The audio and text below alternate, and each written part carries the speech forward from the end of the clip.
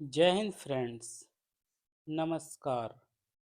आज हम पुनः उपस्थित हैं एक नई कहानी के साथ, जिसका नाम है कहानी का जो नाम है एक आंच की कसर। एक आंच की कसर ये मुंशी प्रेमचंद जी के द्वारा लिखी एक विशेष कहानी है। तो मुंशी प्रेमचंद जी की लिखी गई कहानियों में से एक नई कहानी लेकर के आज हम आए हैं आपके समक्ष। तो कहानी का टाइटल, जैसे कि आप देख पा रहे हैं, एक आंच की कसर। एक आंच की कसर की कहानी है। इस आज के भागदौड़ भरे जीवन में और आज इस दौड़ में हम देखेंगे कि ये कहानी हमें क्या शिक्षा देती है और इससे हमें क्या शिक्षा सीखने को मिलती है। तो इसी के साथ हम स्टार्ट करते हैं। हम आज का अपनी जो कहानी है, कहानी लेकर के आए हैं। तो स्वर है इसमें नवनीत कुमार का, और ये मुंशी प्रेमचंद जी के द्वारा लिखी गई कहानियों में से उनकी एक कहानी है। तो स्टार्ट करते हैं फ्रेंड्स। मुंशी प्रेमचंद जी के द्वारा लिखी गई कहानी एक आंच की कसर।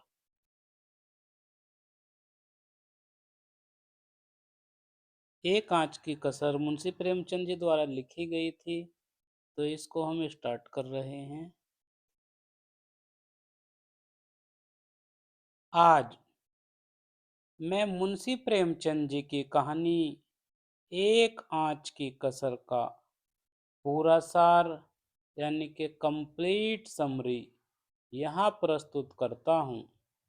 यह कहानी समाज में फैले दिखावटी आदर्शवाद और गुप्त गुप्त लालच पर करारा व्यंग्य है।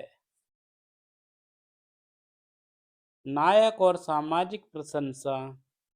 इस कहानी के जो नायक और सामाजिक प्रशंसा है, इनके बारे में थोड़ा देखते हैं। तो कहानी के मुख्य पात्र हैं महाशय यशोदानंद। महाशय यशोदानंद जी इस कहानी के मुख्य पात्र हैं। ठीक है, तो महाशय यशोदानंद जी पूरे नगर और प्रांत में उनकी कीर्ति यानी कि प्रशंसा हो रही थी। समाचार पत्रों में उनके बारे में टिप्पणियां छप रही थीं।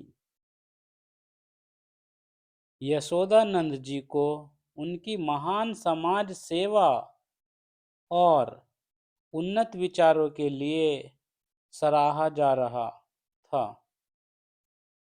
कारण यह था कि वे दहेज विरोधी मंचों पर भाषण देते थे और उन्होंने अपने बड़े बेटे का विवाह बिना एक पाई दहेज लिए स्वीकार कर लिया था। समाज उन्हें एक ऐसे आदर्श पुरुष के रूप में देख रहा था जिसने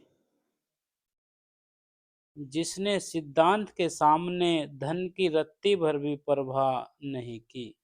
लेकिन लोग कहते थे, वाह, हिम्मत हो तो ऐसी हो, सिद्धांत प्रेम हो तो ऐसा हो।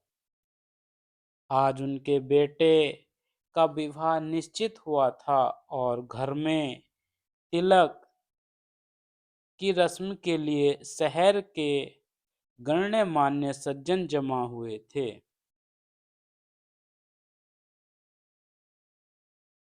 महफिल सजी हुई थी और यशोदानंद बधाइयां स्वीकार कर रहे थे। तभी गुप्त लालच और धूर्तता, अब इसी में उनका गुप्त लालच और धूर्तता जाग पड़ी। असल में महाशय यशोदानंद सच्चे आदर्शवादी नहीं थे। उनकी कथनी और करनी में जमीन आसमान का अंतर था। वे जानते थे गुप्त लालच और धूर्तता। असल में महाशय यशोदानंद सच्चे आदर्शवादी नहीं थे। उनकी कथनी और करनी में जमीन आसमान का अंतर था। वे जानते थे कि यदि वह खुल्लम खुल्ला दहेज लेते तो उनकी सामाजिक प्रतिष्ठा और ईमानदार छवि धूमिल हो जाती। इसीलिए उन्होंने दहेज लेने के लिए एक गुप्त चाल चली। उन्होंने वधू पक्ष से सीधा धन दहेज न लेकर ब्याज पर कर्जा दिलवाने की बात कही। यानी लड़की के पिता को किसी तीसरे व्यक्ति से कर्जा दिलवाया गया, जिसका ब्याज यशोदा नंद को चुकाने से मिलता रहे। इस तरह न तो उन पर दहेज लेने का सीधा आरोप लगेगा और न ही धन की लालसा अधूरी रहेगी।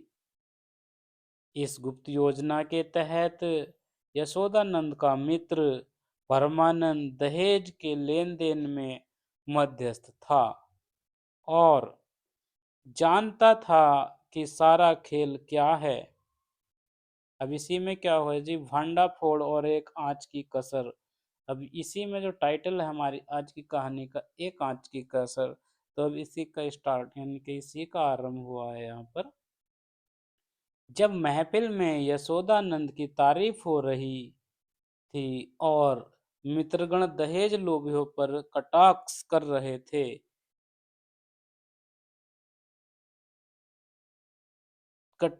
रहे थे, तभी मिठाई खाने का समय आया। भोजन करते समय परमानंद जी, जो शायद अत्यधिक प्रशंसा से उब गया था या यशोदानंद से किसी पुरानी बात पर नाराज था, उसने बातों ही बातों में अज्ञानवश या जानबूझकर वह गुप्त रहस्य खोल दिया। परमानंद ने टिप्पणी करते हुए कहा कि वाह, यशोदानंद ने तो कमाल कर दिया, लेकिन यह क्या दहेज तो छिपकर लिया जा रहा है? अगर लेना ही था तो खुले खजाने लेते। यह क्या कि माल चुपके चुपके उड़ाओ और यश भी कमाओ। जैसे ही परमानंद के मुंह से यह बात निकली, महफिल में सन्नाटा छा गया। सब समझ गए कि मामला क्या है। यशोदानंद का सारा ढोंग खुल गया।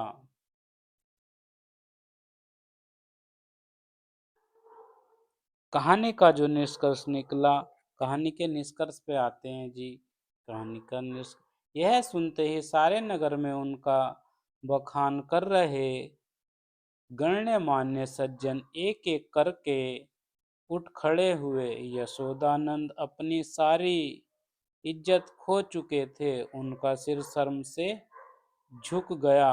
वे परमानंद को कुपित नजरों से देख रहे थे कि इस शैतान ने उनकी जीती जिताई बाजी खो दी।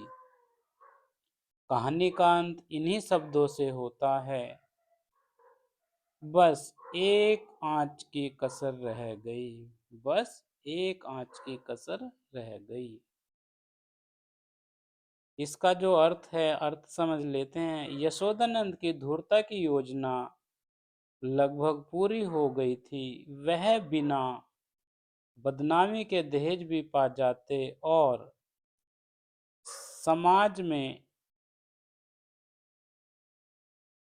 समाज में आदर्शवादी भी बने रहते। एक आंच की कसर का मतलब कि वह थोड़ा सा समय जिसके बाद उनका भेद हमेशा के लिए छिपा रह जाता, वह उन्हें नहीं मिला। अंतिम समय में भेद खुलने से उनकी सारी मेहनत बेकार गई और उनका मुख काला हो गया। इस प्रकार प्रेमानंद ने समाज के उन नेताओं और व्यक्तियों पर तीखा प्रहार किया जो मंच पर नैतिकता की बातें करते हैं लेकिन निजी जीवन में लालच और भ्रष्टाचार में लिप्त रहते हैं। तो थैंक यू फ्रेंड। ये आज हमारी जो कहानी थी मुंशी प्रेमचंद जी के द्वारा लिखी गई एक आंच की कसर। एक आंच की कसर का सार हमने समझा व जाना वे कैसे लालच के चक्कर में उसने या दहेज लेना भी चाहा और किस तरह से उसने एक चाल चली थी जिसकी पोल अंत समय में खुल गई। अंत समय में पोल खुलने के कारण ही इसी कहानी का जो टाइटल है एक आंच की कसर रखा गया था। अर्थात एक आंच की कसर का मतलब इस कहानी में यही बताया गया है कि जैसे कि हम के खाना बनाते हैं तो खाना बनते हुए जब सब्जी पकती है तो उसमें थोड़ी सी कमी और रह जाती है, थोड़ी सी और 2 मिनट पका लेते तो और अच्छा टेस्ट आ जाता, अच्छा खाना पक जाता। तो इसी को लेते हुए इस कहानी का जो टाइटल रखा गया था कि एक आंच की कसर, यानी कि परमानंद जी जो उनके मित्र थे यशोदानंद जी के, अगर जब वो और 2-4 मिनट ही अपना मुंह ना खोलते तो उनका सारा का सारा काम बन ही गया था। तो ये मुंशी प्रेमचंद जी ने बड़े अच्छे विचारों के साथ इस कहानी को यहाँ पर अपने सार संग्रह में जमा किया था, यानी कि लिखा था। तो मुंशी प्रेमचंद जी के द्वारा लिखी इस कहानी को आज हमने समझा। वे इससे यही शिक्षा मिलती है कि हमें क्या करना चाहिए कि हमें लालच नहीं करना चाहिए।